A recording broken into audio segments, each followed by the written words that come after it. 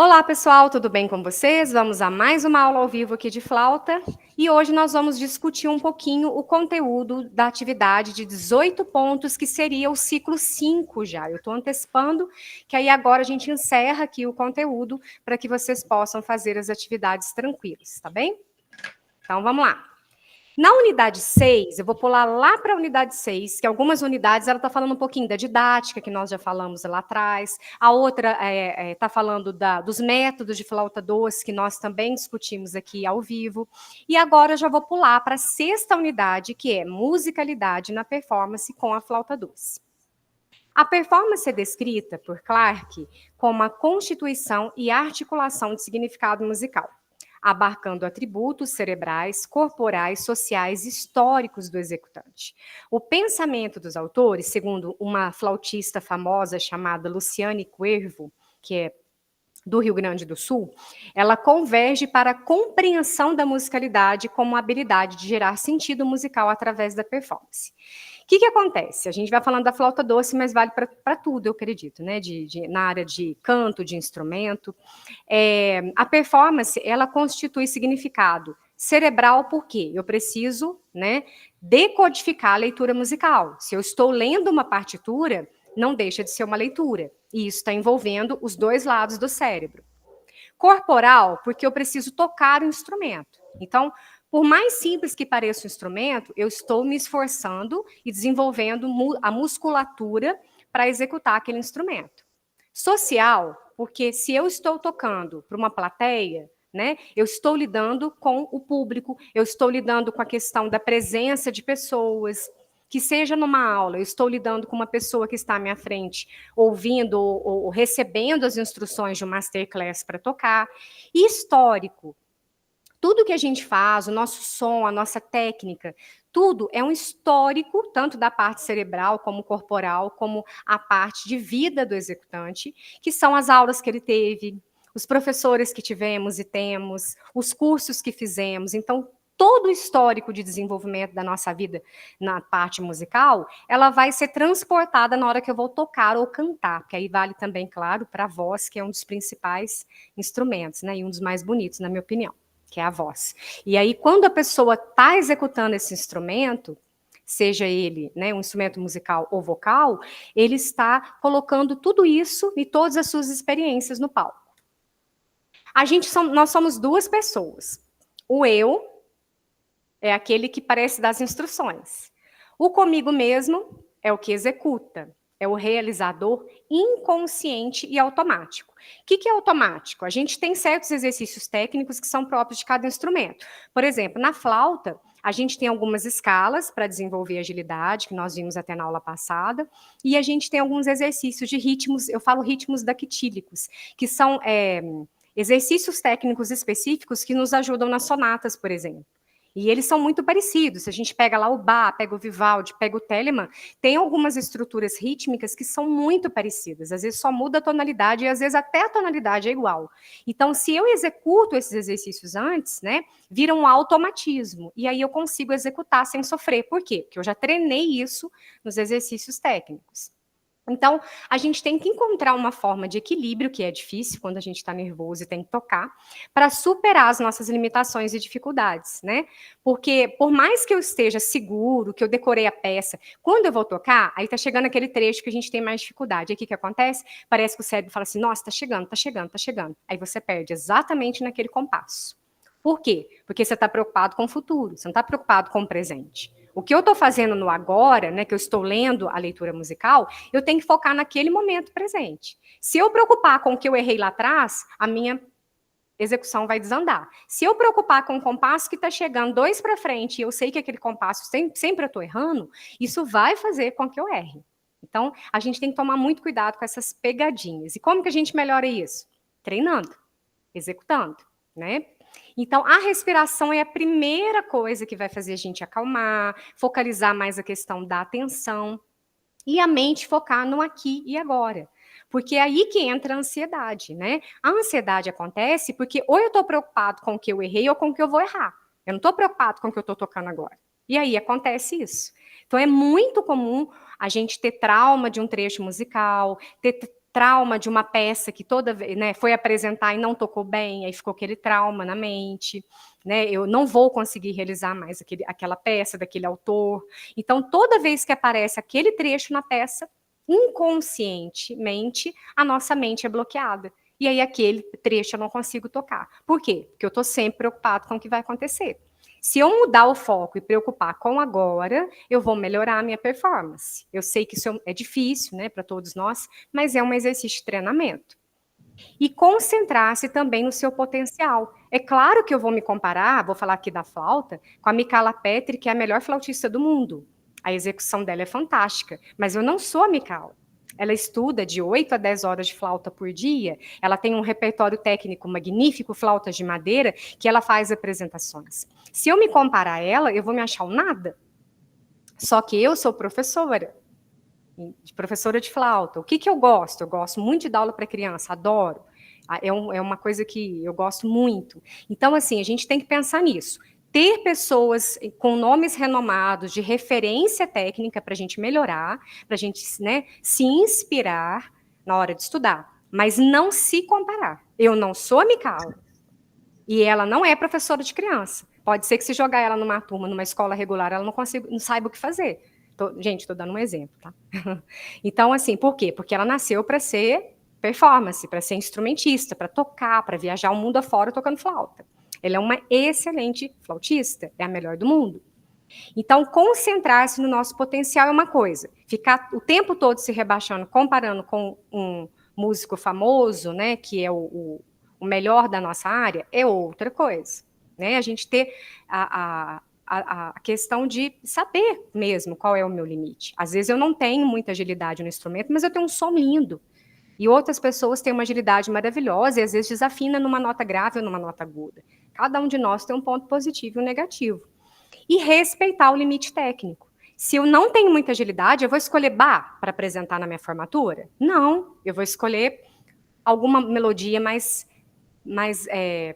lenta, né, que exija de mim, mas que não seja uma peça com 4 linhas de semicolcheias e fusas. Né? Então, isso é respeitar o meu limite. Eu sei até onde eu consigo chegar, eu vou esforçar e estudar para melhorar, mas eu também vou respeitar o meu limite técnico e, em cima disso, a gente vai escolhendo o repertório. O que a gente toca, o que o nosso aluno toca, o que eu quero apresentar. Né? A satisfação tem que estar acima da questão dos limites técnicos. E explorar o que a pessoa tem de melhor. Como eu disse, se é o som, focar numa melodia mais lenta. Se é a agilidade, focar em algo que vai explorar o que ele gosta de fazer, que é tocar rápido. E nós temos essas características comuns aos sujeitos.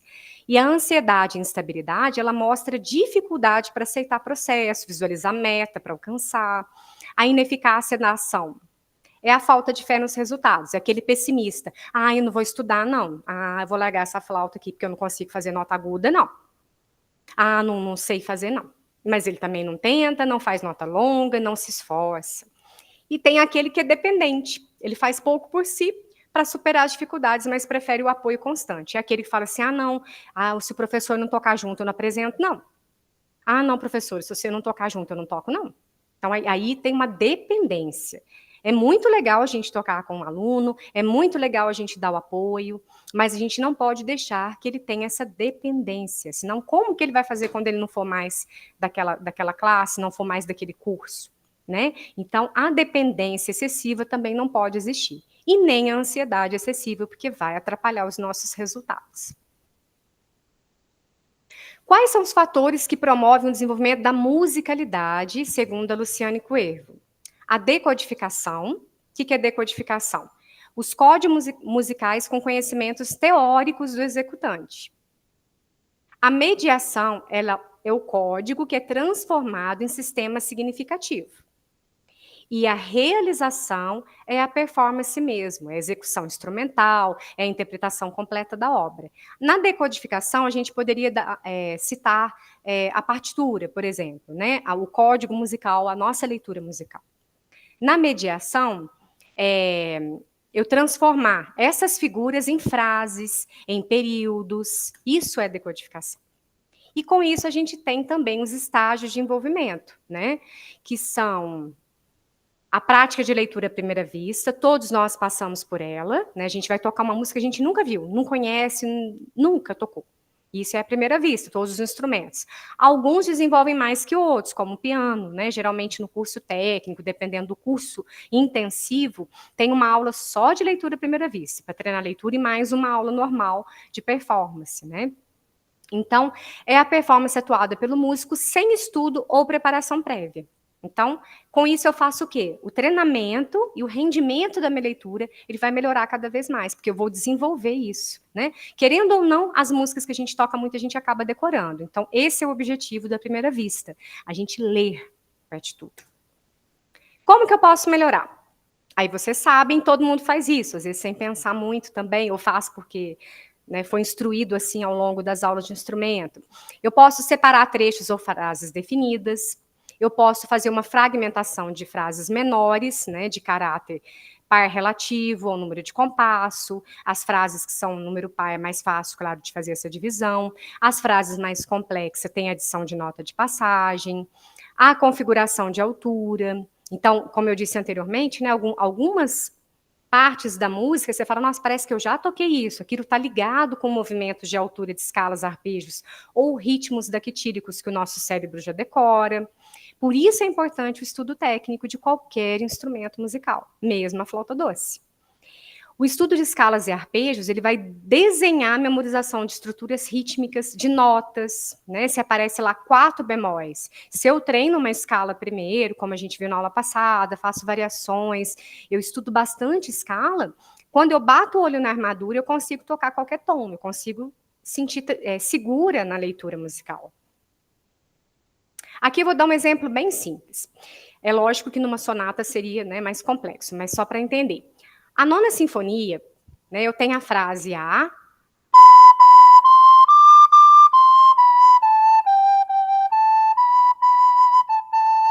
É como se eu tivesse feito uma pergunta. Aí vem a resposta.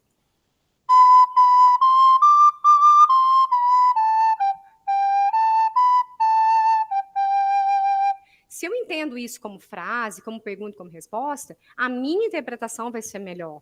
A minha respiração vai ser no lugar correto. Exatidão na notação. Então, uma frase simples, né, vai virar a página de um livro, por exemplo, né? O que é exatidão na notação? Voltamos na técnica. De tanto eu treinar aqueles exercícios, leitura à primeira vista, escalas, arpejos, técnicas do instrumento, o cérebro vai automatizando certas coisas. É a mesma coisa quando eu estou lendo um livro e tem uma palavra escrita errada e eu leio a palavra corretamente. Por exemplo, internacional. Está escrito internacional e eu leio internacional. Ou quando a gente está virando a página de um livro e aí a gente consegue saber qual que é a palavra que vem depois. Então, isso é exatidão na notação. É identificar ações relativas a escalas, arpejos, exercícios técnicos, pequenos trechos que a gente já desenvolveu isso na técnica. E acontece por quê? Porque são modelos estereotipados de dedos e mãos. E isso acontece nos instrumentos também, de modo que o planejamento motor é acionado com precisão. Então, às vezes, eu nem cheguei naquele compasso, meu dedo vai primeiro. Por quê? Automatização. E tem aquela que todo mundo faz também, né? Produzida por muitos estudos repetidos. Então, o objetivo é fazer com que, de acordo com exercícios técnicos e separação de trecho, possamos, né, melhorar a performance até que ela atinja o nível de adequação que eu quero ou que eu preciso, né? Então, aí entra ouvir gravações, ouvir interpretação de várias pessoas tocando uma mesma peça, fala, nossa, que legal, esse aqui faz uma articulação que eu não tinha pensado, esse aqui desenvolve bem o fraseado, e a gente vai pegando as dicas com os melhores, né? E as interpretações diferentes faz a gente pensar a nossa interpretação pessoal, né? A que nível eu quero chegar, o que eu quero fazer. Então, essa performance de repetir várias e várias vezes, só vai acontecer depois que eu já fiz essa outra seleção de trechos específicos, de fraseados, treinei aquele trechinho que eu tenho mais dificuldade, aí sim eu vou repetir a música por diversas vezes. Ferramentas de estudo. A gente tem análise de recurso fisiológico, então antes da execução você pode definir o melhor dedilhado, isso aqui também a gente faz. Vamos supor que o trecho é tão rápido, mas é tão rápido que eu não estou conseguindo usar esse si aqui, que é o si do nosso gui. Aí eu uso o Si da posição 2, que isso aqui também é Si. Só que com afinação mais baixa. É viável? Depende. Se for um trecho rápido, nem vai parecer que a minha afinação está um pouco mais baixa. Mas, às vezes, naquele trecho específico, eu preciso usar uma nota extra. Isso aí é o quê? Definir um novo dedilhado. Né? Usar um dedilhado diferente do que eu costumo fazer para facilitar o estudo daquele trecho que eu estou com muito erro, que eu estou com dificuldade. Então, na flauta doce, você pode sim usar, quando necessário, uma posição que a gente chama de posição auxiliar. Mudança gradativa de andamento, também todo mundo faz, né? Você pega aquele trecho específico, vai fazendo mais lentinho, mais lento, e aos poucos a gente vai melhorando e acelerando. Por quê? Para uma memorização e eficácia do desenvolvimento motor. Se eu faço o contrário e quero tocar correndo e começo a errar, e o meu cérebro decorar uma nota errada, eu vou estar sempre repetindo a nota errada. É muito mais difícil desfazer isso. Então, compete sim a assimilação de trechos musicais mais complexos e melhoria no foco de concentração. Isso também pode levar ao estudo do metrônomo. Quando eu coloco, se eu tiver muita dificuldade de manter o pulso, eu posso fazer o estudo com o metrônomo, que é o estudo de pequenos ou grandes trechos com o auxílio, né, do aparelho ou digital, e esse tipo de estudo vai facilitar o auxílio na automatização de movimentos e estrutura rítmica e limita a fluência musical, pois não é possível executar questões de agógica. Então, o metrônomo é para me ajudar a estudar aquele trecho que eu estou errando o ritmo, ou que eu não estou mantendo o pulso, beleza? Ele é bom para interpretação? Não. Porque ele vai me deixar tão focado ali no ritmo que eu não vou conseguir fazer agógica, eu não vou conseguir desenvolver a questão de expressão e interpretação. Variação. Esse é um recurso muito bom também para peças mais complexas e é utilizado para modificação de elementos musicais do trecho estudado para aquisição de habilidade motora. Então, eu posso mudar o andamento, eu posso mudar a articulação, a gente viu isso na aula passada, de escala, né? Quando você muda a articulação, tudo isso vai fazer eu desenvolver. Então, um exemplo aqui de uma sonata. Vamos supor que toda vez que eu entro nessa segunda linha, que tem um tanto de semicolcheia, eu erro o trecho. Aí eu errei. Aí o que eu vou fazer? Eu vou tentar deixar aquele pedacinho mais difícil do que a escrita real. Então, se são semicolcheias, eu posso fazer, por exemplo, pontuado.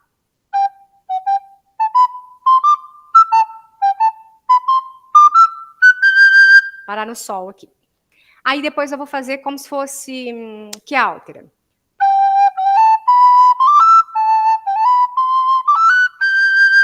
Depois eu vou pontuar ao contrário.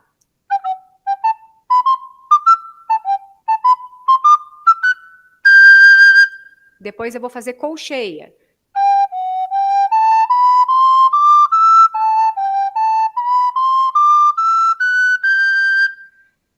Um pouquinho mais rápido com staccato.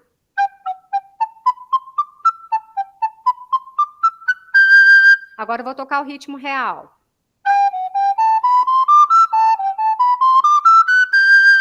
Por que eu acerto? Porque eu já fiz tantas vezes o mesmo trecho, mudando o ritmo, mudando a articulação, às vezes até dificultando mais que a escrita real, que aquele trecho que parecia difícil acaba ficando fácil. É como se eu estivesse enganando meu cérebro. E isso a gente pode fazer com pequenos trechos específicos da peça que a gente está com mais dificuldade, que recebe esse nome de variação, tá? E a repetição de trechos musicais por diversas vezes, né? Eles devem ser mais curtos para automatizar melhor a digitação, a afinação das notas. E também posso usar o estudo por pontos de referência, né? Então, eu vou definir trechos e iniciar a execução da peça a partir daquele trecho, que foi o que eu fiz agora. Eu não peguei a peça lá do início. Eu estou arrumando aquele trecho que, subentendendo, eu estava errando todas as vezes que eu estava tocando. Aquele compasso específico, aquele pedacinho específico. Então, a escolha dos trechos fica a critério do intérprete. Pode ser porque é o trecho que eu gosto e pode ser que é o trecho que eu preciso. Eu pegaria o que eu preciso, primeiro. Arrumar aquilo que não está legal, para depois escolher aleatoriamente outros trechos e depois tocar a peça completa.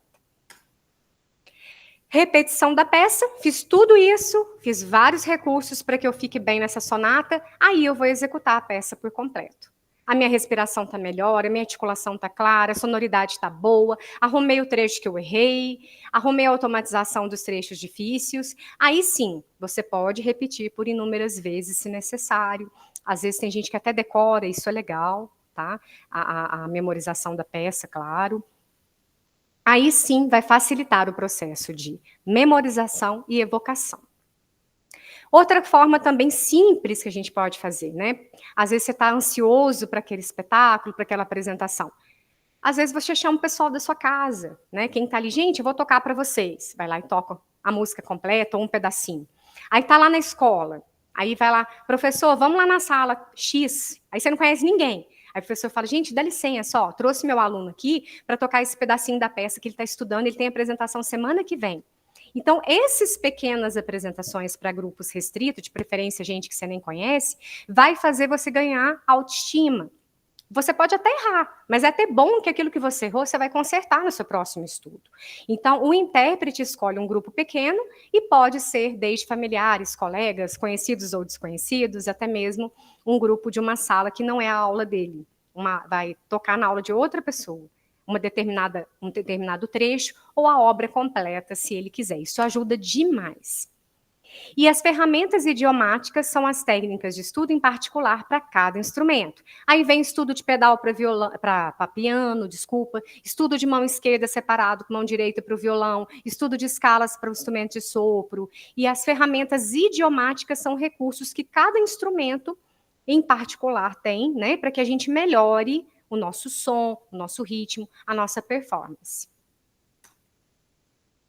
Então, as atividades que estão envolvidas no processo de aprendizagem e execução são ato voluntário, atividade por comando cerebral, inicia na consciência, vai até o movimento. O reflexo é uma resposta motora proveniente de estímulo, origina-se na memória. E a dissociação, que é a utilização de coordenação motora através de músculos, de movimentos conscientes e com economia de movimento. Se eu vou tensionar muito o meu braço, eu levanto demais para tocar, que não é a postura correta, o que vai acontecer?